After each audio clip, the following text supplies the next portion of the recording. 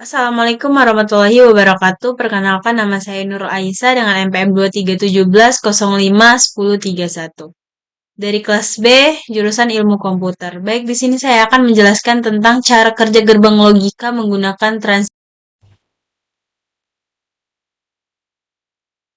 Di sini adalah pendahuluan. Selamat datang pada presentasi mengenai cara kerja gerbang logika menggunakan transistor. Dalam presentasi ini, saya akan membahas konsep dasar gerbang logika, peran transistor dalam pembuatan gerbang logika, dan contoh aplikasinya. Baik, di sini ada konsep dasar gerbang logika, yaitu rangkaian elektronik yang melakukan operasi logika pada sinyal inputnya untuk menghasilkan sinyal output. Gerbang logika utama termasuk AND, OR, NOT, NAND, NOR, XOR, dan XNOR. Operasi logika ini diimplementasikan menggunakan transistor. Selanjutnya adalah transistor. Apakah transistor itu?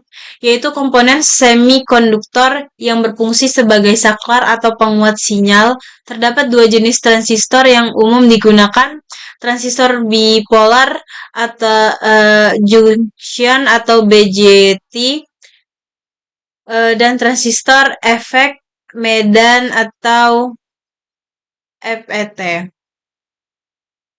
Dalam gerbang logika kita menggunakan transistor sebagai saklar elektronik.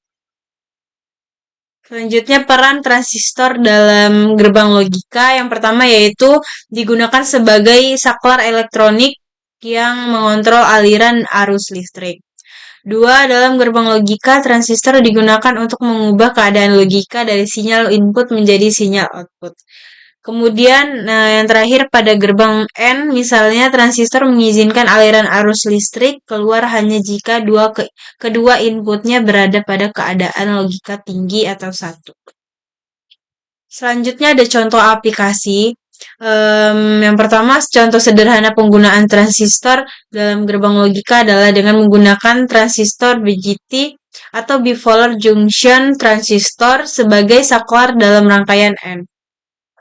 Kedua, transistor BJT akan mengalirkan arus saat kedua inputnya berada pada keadaan logika tinggi, menghasilkan output logika tinggi. Ketiga, demikian pula pada rangkaian OR, salah satu transistor akan mengalirkan arus saat setidaknya satu input berada pada keadaan logika tinggi.